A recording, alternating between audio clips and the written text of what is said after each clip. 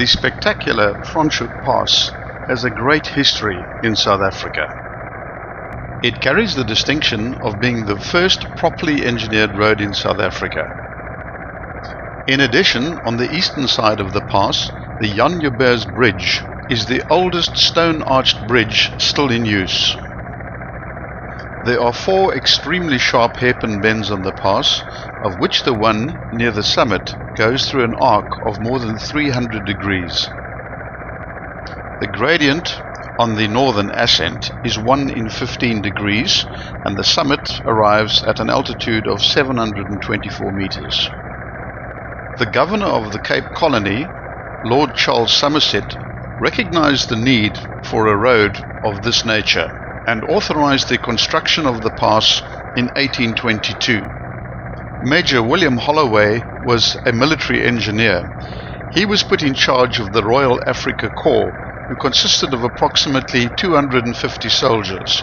They would provide the necessary labor. There is a memorial plaque at the Joubert Bridge in their honor.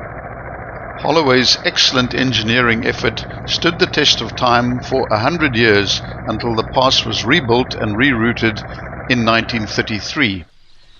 The pass starts adjacent to the beautiful gardens of the French Huegenot Memorial.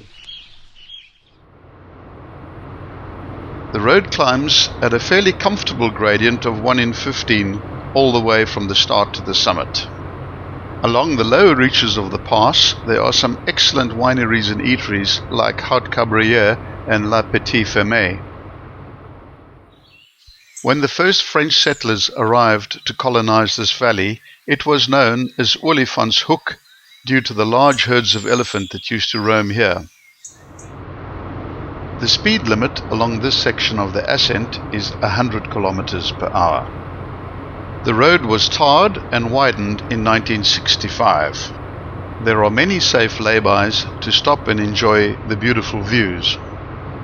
The Franschoek Pass became then the main wagon route for a period of 8 years until Sir Lowry's Pass was built in 1830. Before the Franschoek Pass was built, a local farmer, a Mr. Katz, built a pass which became known as Katz Pass, roughly following the same route as this pass, but it was something of a disaster with extremely steep gradients and very dangerous drop-offs. It is well worth stopping at the summit for beautiful views out over the tranquil Franschoek Valley.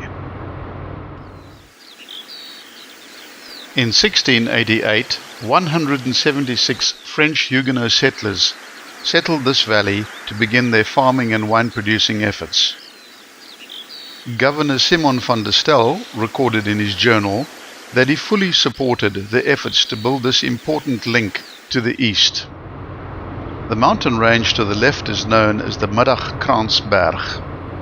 Roughly translated, that means Afternoon Crags Mountain.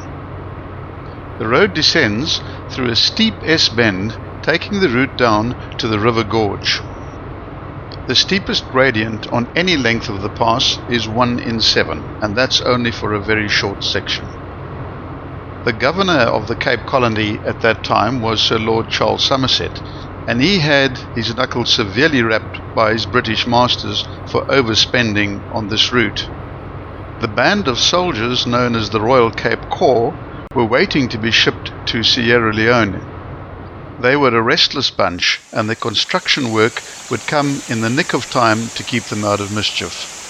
Take the time to walk down the small, short stone steps and have a look at the beautiful construction of the old stone bridge from underneath. It has a span of 5 meters.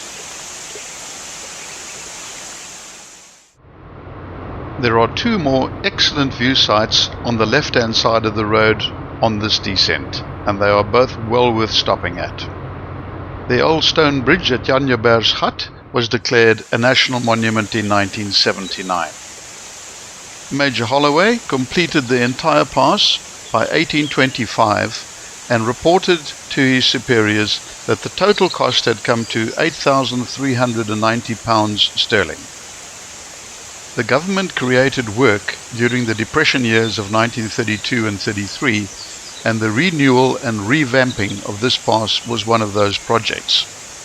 This work was done under the supervision of Mr. P.A. de Villiers, who later in his career became known countrywide for his national road location work. In modern times, the pass has become very popular with the biking fraternity, and they use it for their breakfast run.